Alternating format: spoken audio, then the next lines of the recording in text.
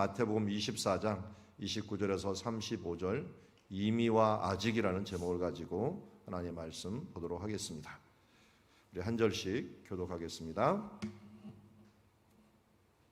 그날 환란 후에 즉시 해가 어두워지며 달이 빛을 내지 아니하며 별들이 하늘에서 떨어지며 하늘의 권능들이 흔들리리라.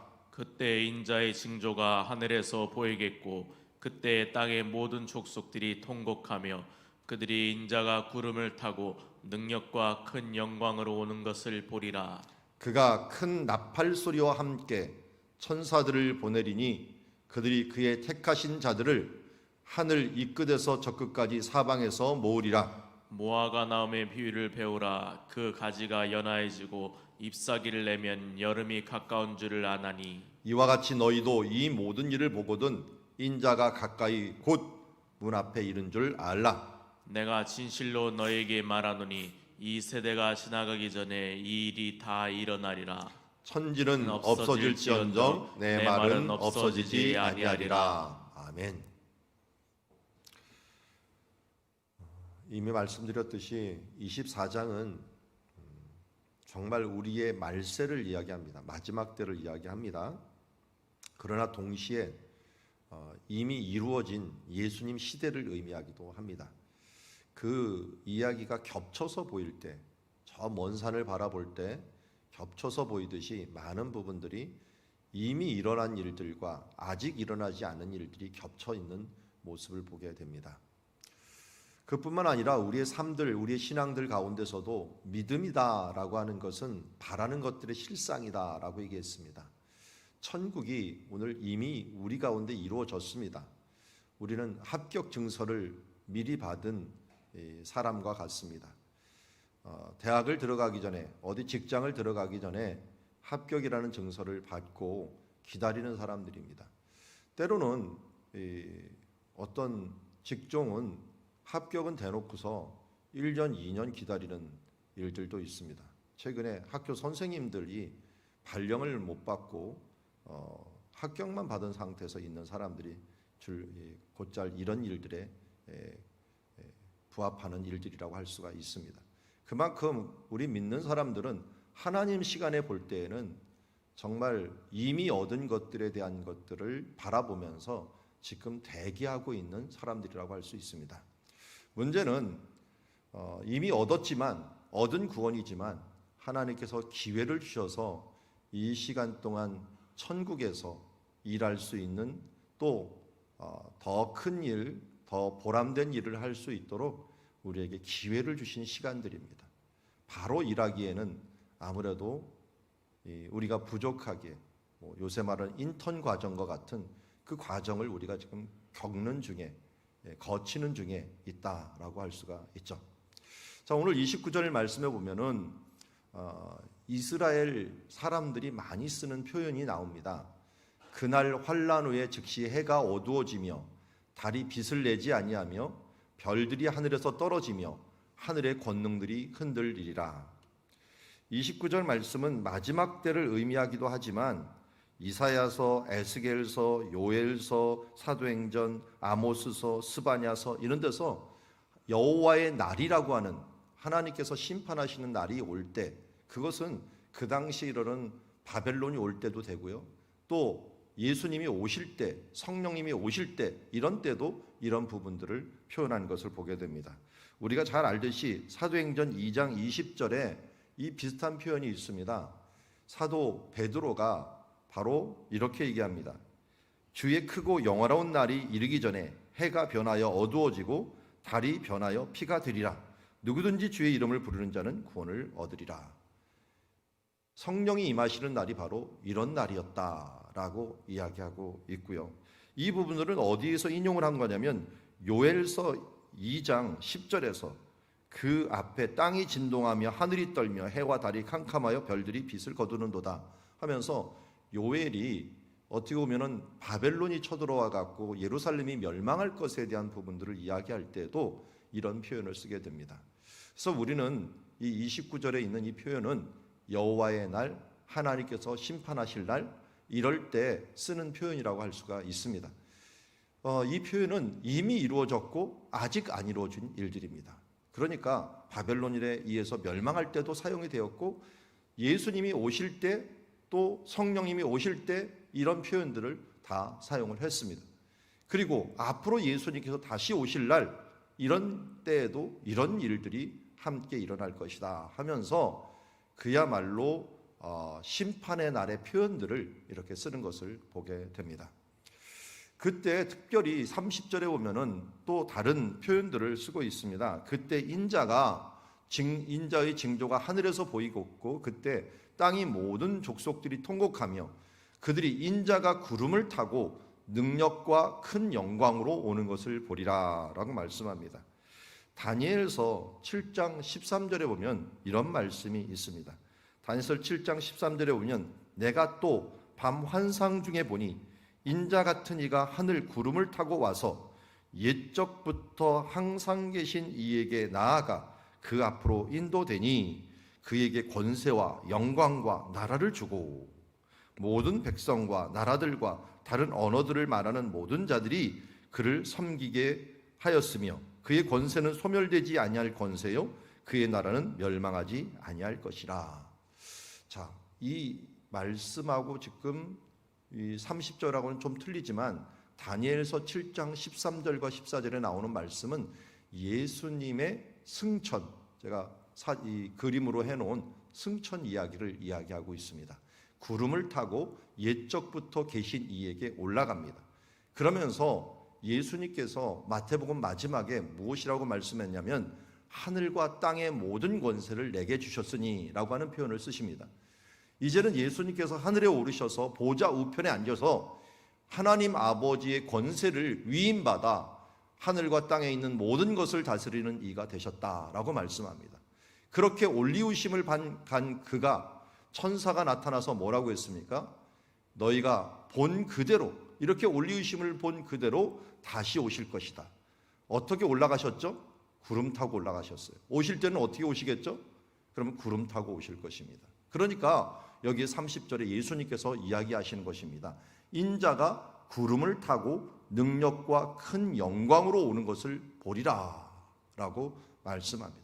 그때는 우리가 누가 볼까요? 예수님이 오시는 것들을 다른 사람들이 모두 다 부활하고 죽은 자들이 다 부활해서 믿지 않는 자는 심판의 부활로 믿는 사람들은 생명책에 기록된 바로 생명의 부활로 갈라지게 되는 양과 염소가 갈라지게 되듯이 그렇게 갈라지는 일들이 있겠습니다. 그런데 이때는 동시에 큰 찬양과 함께 통곡이 일어나겠죠. 그래서 예수님을 찌른 자도 볼 것이요 그를 박해한 모든 사람들이 함께 부활하고 또 믿는 사람들은 동시에 어린 양의 혼인잔치에 함께 참여하여서 이 많은 물소리와 같은 찬양이 함께 울려지며 구원하심이 보좌에 앉으신 하나님과 그 어린 양께 있도다 하면서 하나님을 찬양할 것입니다. 그런데 동시에 한쪽에서는 30절에 뭐라고 했습니까? 그때는 땅의 모든 족속들이 통곡하며 라고 얘기합니다. 모든 이방 나라들, 세상 나라들은 통곡을 하게 될 것이며 그냥 통곡이 아니라 큰 통곡이 그들 가운데 있어질 것입니다. 그러면서 31절에 이렇게 이야기합니다. 그가 큰 나팔 소리와 함께 천사들을 보내리니 그들이 그의 택하신 자들을 하늘 이 끝에서 저 끝까지 사방에 모이리라. 그래서 30절 말씀은 뭐예요? 큰 통곡에 대한 부분들이니까 믿지 않는 자들에 대한 심판이요. 31절에는 어떤 표현이에요? 택하신 자들을 하늘에서 하늘 이 끝에서 모아서 하나님께서 그들을 모으시는 것입니다. 이 부분들을 데살로니가전서 4장 16절에서 우리가 잘 아는 말씀으로 표현이 되어 있습니다. 주께서 호령과 천사장의 소리와 하나님의 나팔 소리로 친히 하늘로부터 강림하시리니 그리스도 안에서 죽은 자들이 먼저 일어나고 그 위에 우리 살아남은 자들도 그들과 함께 구름 속으로 끌어올려 공중에서 주를 영접하게 하시리니 그리하여 우리가 항상 주와 함께 있으리라. 그러므로 이러한 말로 서로 위로하라. 그럼 이 나라와 이 상황을 우리는 이미 보고 있습니다. 무엇으로요? 믿음의 눈으로. 성경의 말씀이 바로 이런 나라, 주께서 호령과 천사장의 소리와 하나님의 나팔소로 친히 구름 타고 능력과 영광으로 우리 가운데 오면서 큰 나팔 소리와 함께 천사들을 보내어서 택하신 자들, 죽은 자들을 먼저 일으켜 세우고 우리 살아남은 자들도 함께 모여 함께 주님을 맞이하는 그때. 그래서 우리가 부활절에 많이 보는 그 성화가 있죠. 예수님 부활하자마자 수많은 사람들이 하늘에 떠서 부활하는 그 모습들, 그런 성화가 바로 예수님께서 재림하실 때는 온전하게 이루어집니다. 죽은 자들이 먼저 일어나고 산 자들이 함께 부름을 받아서 구름에서 주님을 맞이하는 이 놀라운 일들, 이게 마지막에 우리 가운데 이루어질 구원의 역사다라고 말합니다. 이미 이 부분들은 예루살렘이 멸망할 때 일부는 이루어졌습니다.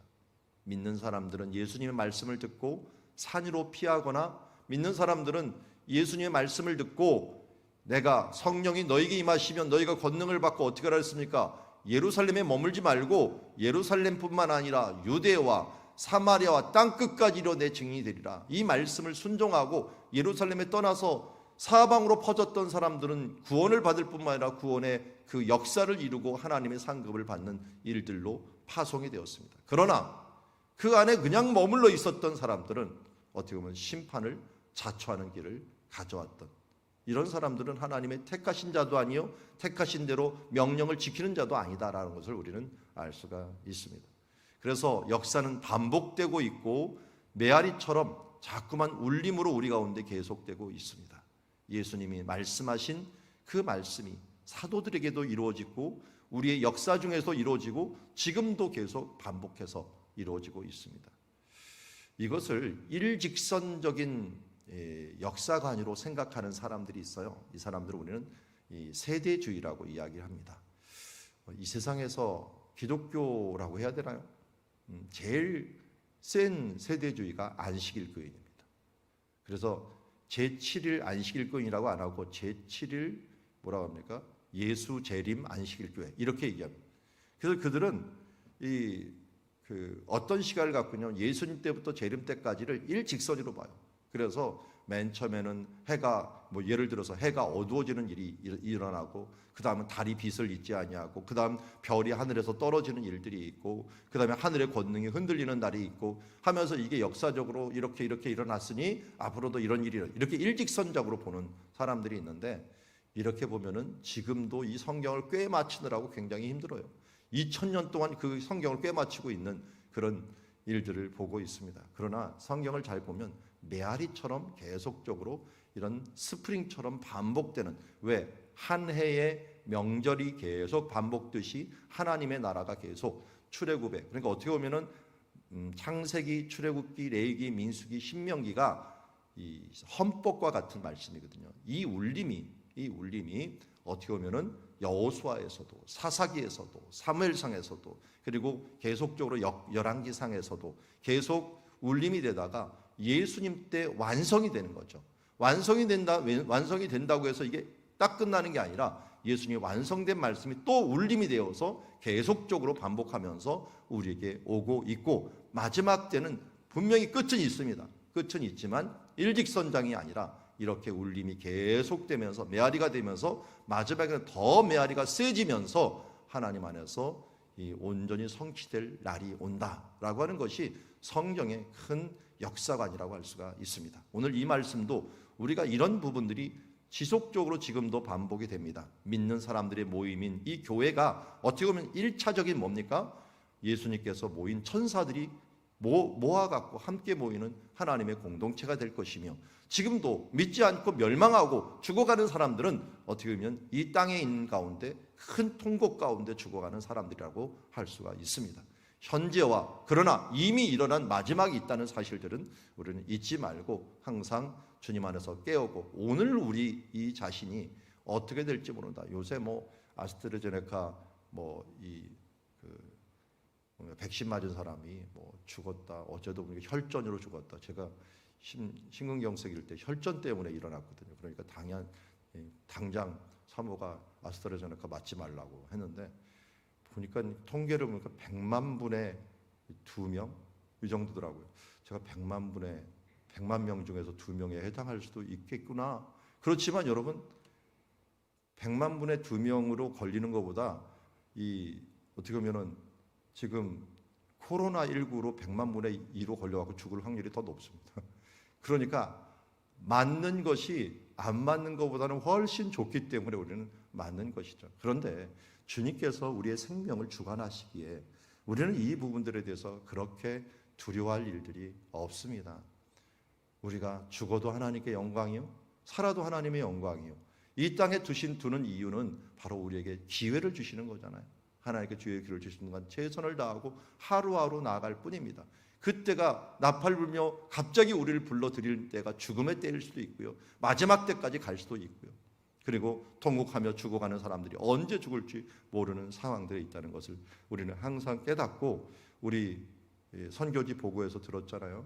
이 말라위 같은 경우는 어떤 일이 벌어집니까? 사람들이 코로나를 하나도 두려워하지 않다고요. 왜? 말라위는 이름답게 말라리아가 너무 많아갖고, 이 에이즈가 너무 많아갖고 그거로 죽을 확률이 훨씬 더 많으니까 이 코로나는 감기도 안 되는 거예요. 그 사람들에게는 위협이, 그건 아무 위협이, 더 큰 위협이 있다 보니까 우리도 주님이 오시는 날, 또 주님께서 심판하시는 날이 정말 하나님께서 삶과 죽음을 결정하시는 날이 중요하지, 이런 병들과 전염병들에서 벌벌 떨면서, 아니 주님 나라 바라보는 사람들이 떤다는 자체가 믿음에 대한, 물론 잠시 두려울 수는 있지만 인간이기 때문에, 그러나 우리가 두려움을 지속한다라고 하는 것은 우리들의 믿음에 대한 문제일 수가 있다라고 하는 것들을 알고, 우리가 말세를 만난 사람으로서 긴장하고 주님 나라 바라보고 살아야 되지만, 언제 우리가 주님 앞에 설 수 있다, 언제 어느 순간 설 수 있다는 것을 알고 우리에게 주어진 시간들을 소중히 여기고 정말 제대로 사용하면서 하나님께 영광을 돌리며 살아야 된다는 건 맞습니다. 그러나 오늘일까 내일일까 하면서 불안해한다는 건 말이 안 되는 거죠. 주신 기회를 우리가 하나님께서 합력하여 선을 주시는 하나님을 바라보면서 살아가야 될 줄 믿습니다. 32절 보니까, 그런데 우리에게 말씀을 하셔요. 하나님께 데려가실 때는요, 반드시 징조를 주셔요.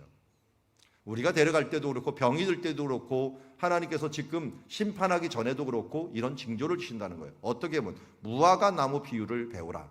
그 가지가 연하여지고 잎사귀가 내면 여름이 가까운 줄 아나니. 제가 사진 하나 지난번처럼 찍어 왔습니다.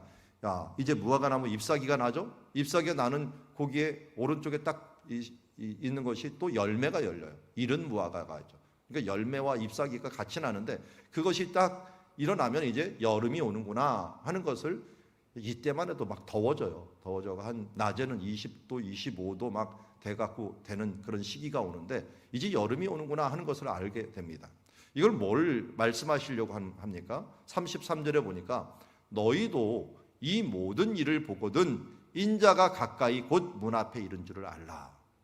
그 앞에 하늘이 어두워 달이 빛을 잃지 않고, 또 그 앞에 무슨 말씀을 했습니까? 복음이 세상 끝까지 전파되고 또 많은 사랑들이 식어가고 사람들이 미워하고 이런 일들이 지금 현재 우리 가운데 이루어졌어요. 지금 언제 우리 가운데 예수님이 오신다고 말을 해도 우리는 정말 핑계댈 수 없는 상황이 왔습니다. 세상 끝까지 이미 복음이 전파되었어요. 지금 SNS, 인터넷이 안 들어가는 곳이 어디 있겠습니까? 인터넷이 들어간 곳은 어디든지 복음이 들어갔고, 심지어 물론 인터넷이 안 들어간 곳이 몇 군데 있어요. 그런 데가 어딜까요?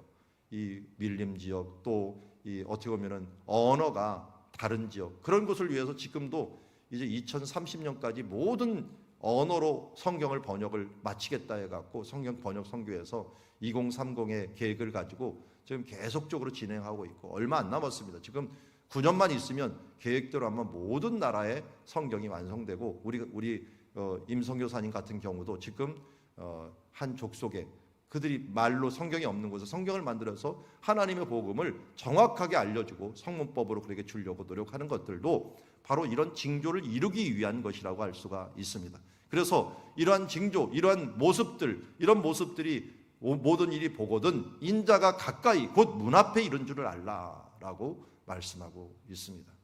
내가 진실로 너희에게 이르노니 이 세대가 지나가기 전에 이 일이 다 일어나리라. 우리 34절은 1차적으로 어느 세대겠어요?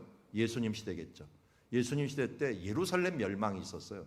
예루살렘 멸망이 29절하고 딱 똑같아요. 정말 모든 것이 불타니까 어떻게 돼요? 달이 빛이 어둡고 해가 어두워지며 이 주변이 다 어두워지는 거예요.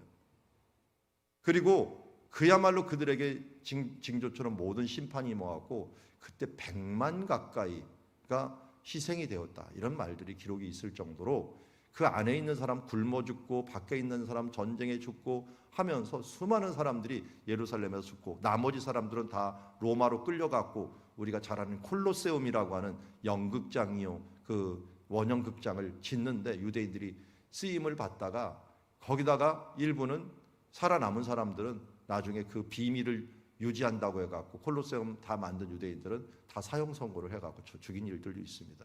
고린도를 갔더니 또 고린도에 고린도 운하가 있는데 고린도 운하를 팔려고 네로 황제가 한번 시도를 했었대요.